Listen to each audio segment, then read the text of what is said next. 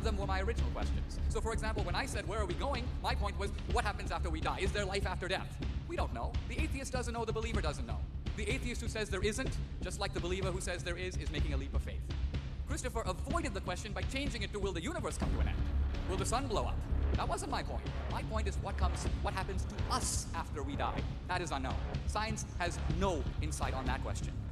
People have the nerve to ask me, well, if you don't believe in heaven and hell, what gives your life meaning? Do you not detect a slight insult? You mean I'd have much more meaning in my life if I thought that I would die and I'd be given one chance, or would have been given while I was alive, one chance if I'd made a mistake.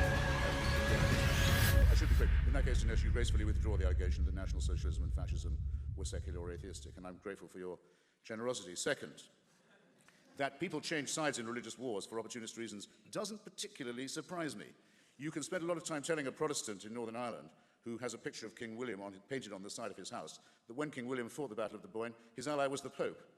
The Protestant sort of knows this, the Ulster Protestant, but he doesn't really believe it's true. Happens to be true. Of course it's opportunistic. Why is it opportunistic? Because religion is man-made, as I began by saying. It's what you would expect if religion was the creation of aggressive, fearful primates. It's exactly what you would expect. And the same would be true of its non-religious attempts to create paradise, because it's asking too much of people, and it leads to fanaticism and torture and murder and war. So all you succeed in doing is replacing the question. No, there's no teleology. No, there's no eschatology. No, there's no ultimate history. No, there's no redemption. No, there are no supreme leaders here or anywhere else. Thank you. Thank you both for the thought-provoking ideas that you've presented. I have questions about the scientific things that you mentioned. One was sort of raised earlier. You mentioned the cell as this complex thing, as if it is theorized that it arose spontaneously. And I may be out of date, but I remember reading theories at some points about more chemical molecules that began reproducing much before any actual cells. And wouldn't that be an explanation of earlier life? And the second one has to do with the perfectly tuned universe and whether the logic of saying that life exists that fits this perfectly tuned universe is an indication of that somehow divinely created, fits with the idea that there's evolution, and that if the universe is tuned in a certain way, that the only possibility of life with that tuning is life as it exists now. And perhaps it would be presumptuous of us to say that if it were tuned differently, there wouldn't be some other way that different forms of life would have arisen. Let me address those points in sequence. With regard to the cell, Darwin speculated that it might have come about in a warm pond. In the 1950s, there were some experiments that generated some amino acids, and there was a lot of excitement thinking that there might be a way to recreate in the laboratory the ingredients of life. Those experiments haven't gone anywhere, but more importantly, that in the real world wasn't a laboratory. Even if you could recreate the ingredients in a laboratory using all the laboratory apparatus, it doesn't mean it happened. You have to show that it could have happened that way in nature. So the point I'm simply saying is based on current knowledge, and all arguments have to be based on what we know now. We're all open to new ideas in the future. There is currently no good explanation. And all I'm saying is that in any other sphere of life, if I was walking down and looking in an alley and I see a head rolling around, I conclude that somebody committed suicide or somebody killed someone. It's a reasonable inference from the data. You could say, well, that's a rather presumptuous conclusion. There might have been natural ways in which the head detached itself from the... There could be, but what's the most plausible under the circumstances? Normally, when we see intelligent activity, what is science but an effort to excavate intelligence out of nature? The reason we need Newton and Einstein is because intelligence is hidden in nature. E equals mc squared doesn't jump out at you. You've got to test nature and pull it out. So if nature is an embodiment, a network of intelligent systems, isn't the most reasonable explanation that intelligence put it there? If we need intelligence to get it out, how to get there in the first place? This seems to me to be nothing more than a direct inference from the facts. Now, I want to say a word about Larry Krauss, who was mentioned earlier, the physicist. The universe coming out of nothing. There's a lot of verbal jugglery that's going into all this. Imagine if I were to try to show the following. Money comes out of nothing. Proof? All assets will be counted as plus. All liabilities will be counted as minus. The pluses and minus cancel out. We have money, but there's a zero on the balance sheet. Money comes out of nothing. You would say this is a little bit sleight of hand. Basically what's going on today is what physicists like Krauss do is they identify all energy as positive, but all gravitational energy as negative. They presume that the total amount of positive and negative energy cancels out, and therefore the universe came out of nothing. It didn't really come out of nothing. There's a whole lot of energy there, but by defining one kind of energy as plus and another kind of energy as minus, presto, they cancel out, and you've got... So what I'm getting at here is I want to show the acrobatics to which modern atheism has to go. This, by the way, is not science. Krauss is trying to make an atheist argument in an atheist venue, drawing on science. But I'm saying, look at the lengths to which the guy has to go to try to defy the normal operations of reason to tell us that not only a molecule, but an entire universe, wow, popped out of absolutely nothing. You can believe it if you want to, but it sure does take a lot of credulity. I'll try and be terse, but first, I earnestly entreat you, ladies and gentlemen, to watch Professor Krauss's lecture for yourself and not accept that parodic version of it. On the nothing question, as it touches on ourselves, as it happens, it's rather more marvelous than almost anything in any holy book. All the elements from which we and our surroundings are made are from exploded stars, from the stars that blow up and die at the rate of 1 every second and have been doing that since the Big Bang. Isn't it rather magical to think that we're all made out of stardust? Never mind, as Professor Krauss says, never mind the martyrs. Stars had to die so that we could live. This is a very essential reflection to be having, and it dwarfs the religious explanations. You didn't notice, Dinesh, that the gentleman asked at the end, couldn't it have turned out another way, which I think was possibly the crux of his question. I'd recommend another study to you. Sorry. Excuse me. Professor Stephen Jay Gould, who I mentioned flatteringly earlier, in spite of my disagreement with him about the non-overlapping magisteria, did a marvelous paleontological book called The Burgess Shale. This is a half of a mountain that's fallen away in the Canadian Rockies, revealing the whole interior core of a great mountain. So you can read off as if on a screen, it's more like a bush actually than a tree, all the little tendrils of evolution of reptiles, birds, plants, and so on as they sprout up, branch off. And many of them stop. Nothing happened to them. They were quite promising, but they went nowhere. And it doesn't go up like a tree. It goes all over the place like a bush. Well, says Professor Gould, it's one of the most unsettling, vertiginous thoughts I've ever heard from a paleontologist. Suppose that we could, which in a way we can, rewind this as if onto a tape. Get the Burgess Shale, get the outlines of the book, rewind it, play it again. There's absolutely no certainty it would come out the same way, that all those branches would go off and diverge and die out or flourish in the way that they do as they did. It's completely governed by uncertainty. There are any number of conceivable outcomes up with which evolution could have come. It's another version of our selfishness, our self-regard, I might say, our solipsism, that we cannot easily unconvince ourselves that all of this happened so that the Pope could condemn masturbation. Catholics and Protestants killed each other for centuries, then suddenly teamed up when it benefited them. And D'Souza's argument about no explanation for life is just wrong. Science has real answers. We know amino acids form naturally, proven in experiments like Miller-Urey.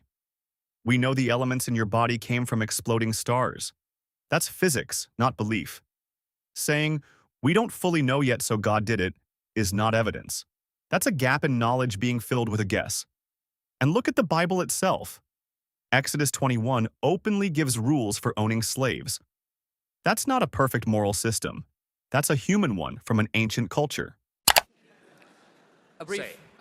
If I can offer a very, very brief rebuttal. We're now plumbing into the depths here a little bit. I do want to point out that Gould's thesis, rewind the tape of life and it would come out differently, which is by now a few decades old, is challenged by the world's leading expert in the Burgess Shale, Simon Conway Morris, a paleontologist in England, and also by Christian de Duve, a Nobel laureate in chemistry. And their argument is no, that essentially Gould had it wrong. Gould was guessing that every evolutionary pathway would cut very differently.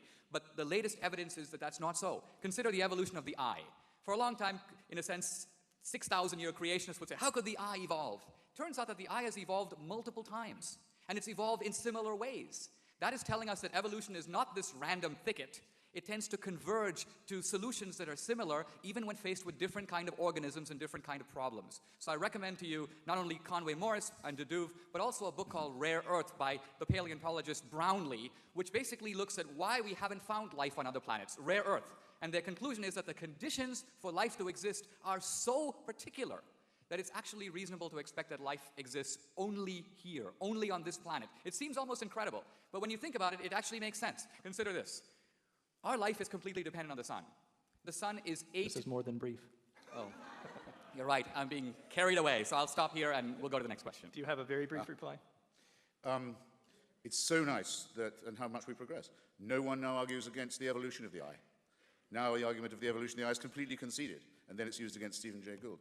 The thing to read there is Richard Dawkins' chapter on the multiple evolutions of the eye, including the fish that have four, is to be found in Climbing Mount Improbable, to which I also recommend you. As for, I agree with you that it's very overwhelmingly likely that our planet is the only one that supports life. Certainly, we know in our own little suburb of the solar system that all the other planets don't support life. They're either much too hot or much too cold, as are large tracts of our planet, and we have every reason to know now that we live on a climatic knife edge, and in the meantime, our sun is preparing to blow up and become a red dwarf. I ask you, whose design is that?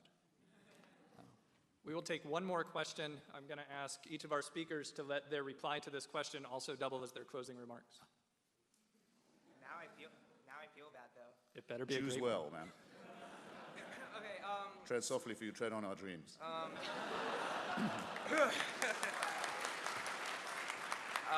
My question is for Mr. Dinesh. You talked before about, well, the improbability of a lot of things, and given the improbability, the necessary meaning of certain things. So because of the improbability of life in some circumstances, because of the uniqueness of life here, that this implies something. How would you respond to the thought that maybe there doesn't have to be any meaning? That, say, as existentialists would say, there's no inherent meaning, but we can create our own meaning. So I guess my question is, why must there be some inherent purpose or some trajectory? Why can't things have just happened, albeit maybe very improbably?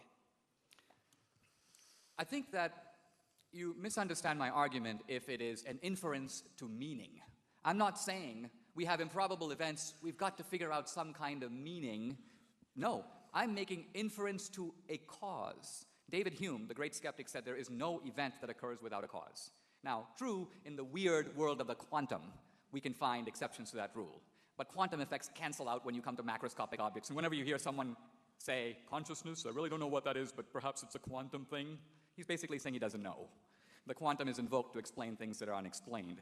Here's my point. Here's the argument tightened up. Everything that has a beginning, all material objects that have a beginning, have a cause. The universe is a material object that has a beginning. The universe has a cause. The cause could be natural or supernatural. The cause cannot be natural because nature can't cause itself, unless Professor Krauss is right.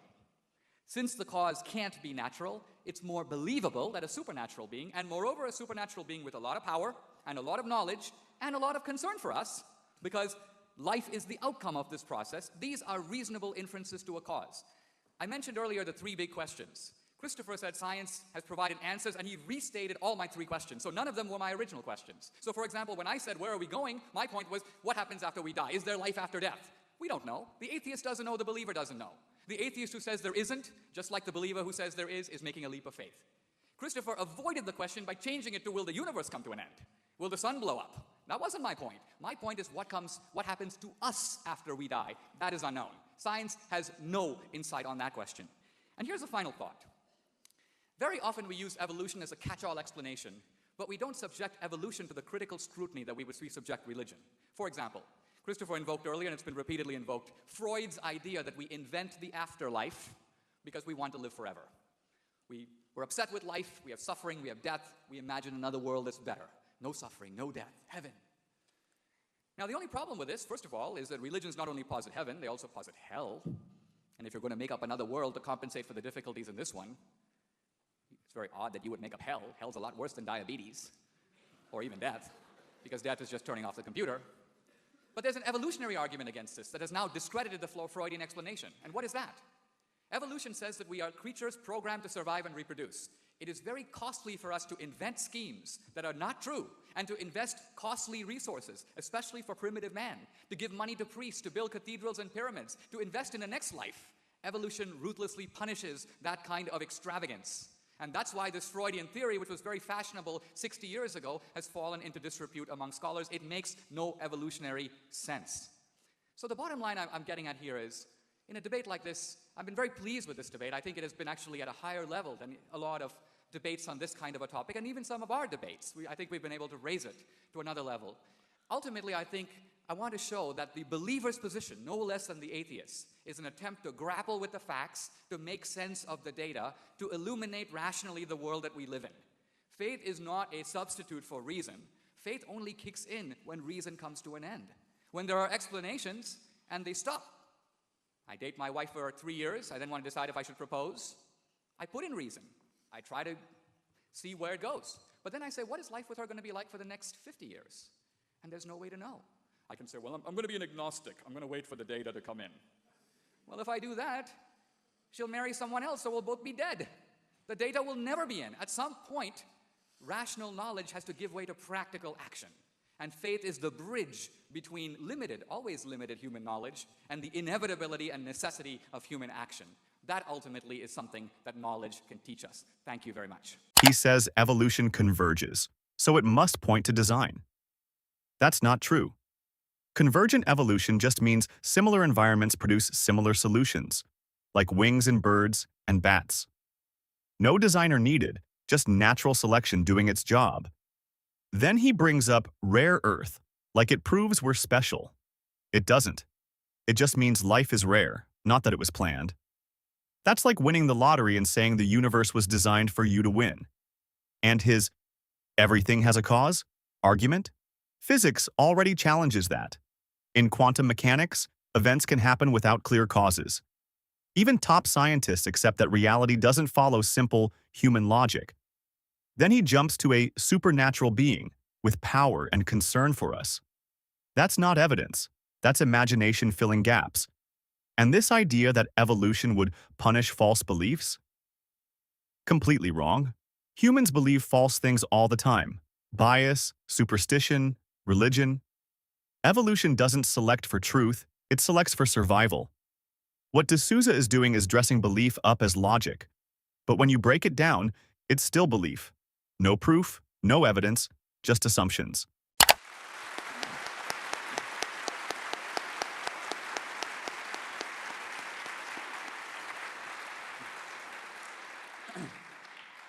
Well, if I'm not mistaken, that was a meaning of life question there, wasn't it?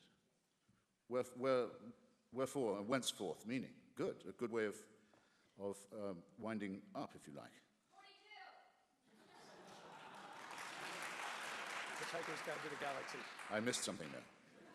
It went past my bat. And slightly put me off my stroke as well. Just a second. Where was it? Yes, meaning.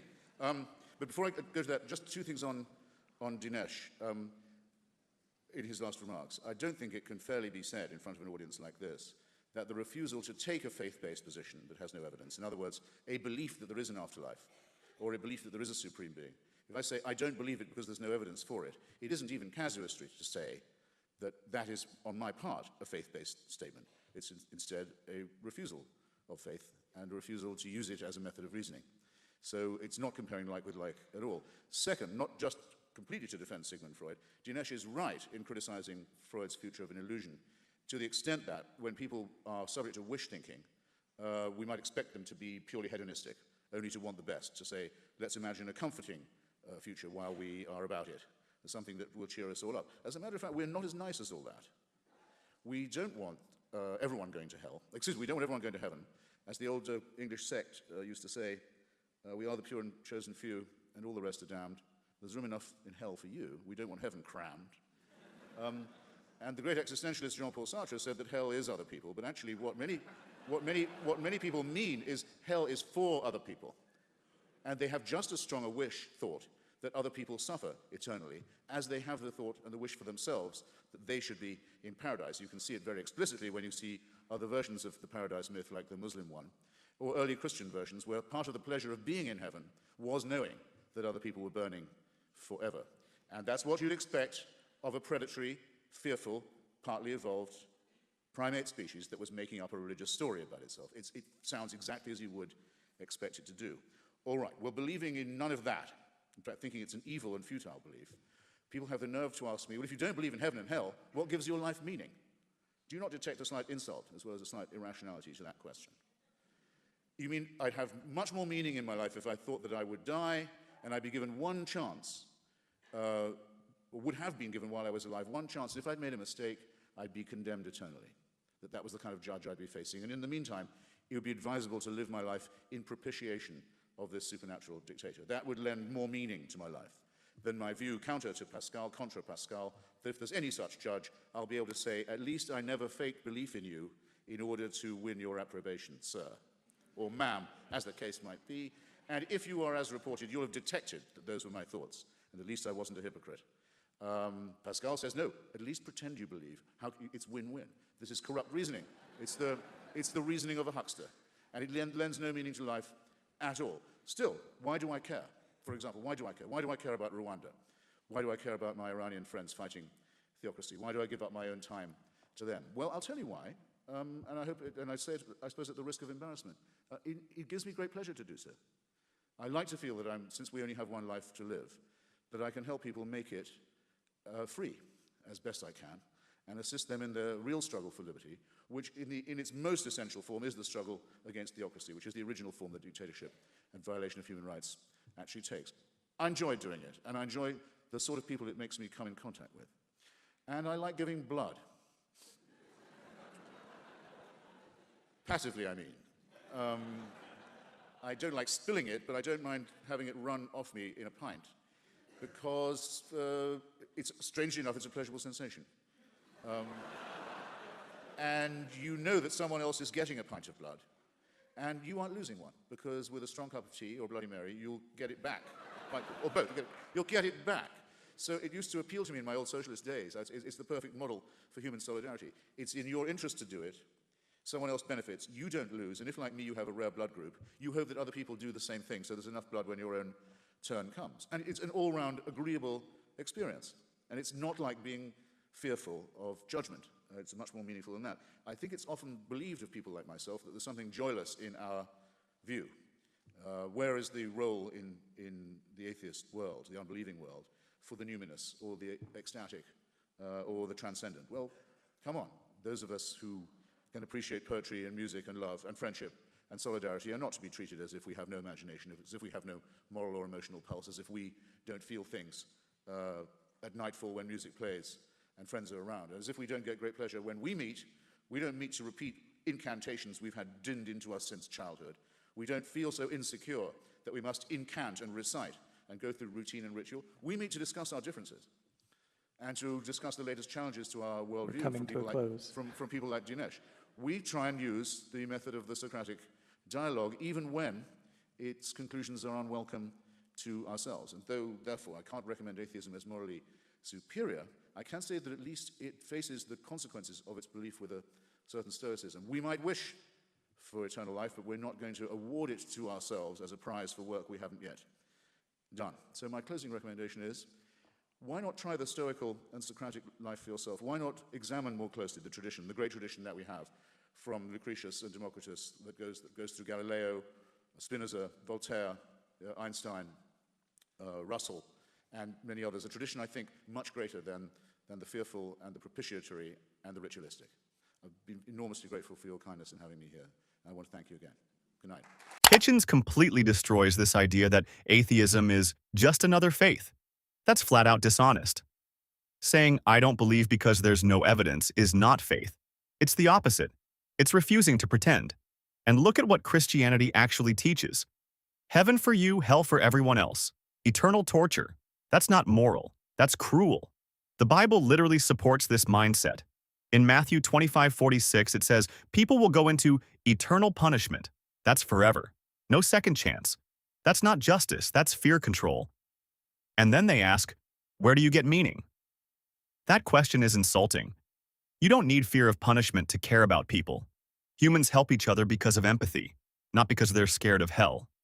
We see that in real life, charity, cooperation, even blood donation. No religion required. So now the question is simple. Do you believe meaning and morality come from evidence and human experience, or do they require faith and religion? Drop your thoughts in the comments. I want to hear where you stand. If you found this breakdown helpful, make sure to like and subscribe for more. And this is part 2 of the debate. If you want to go deeper and see the full conversation, don't miss it.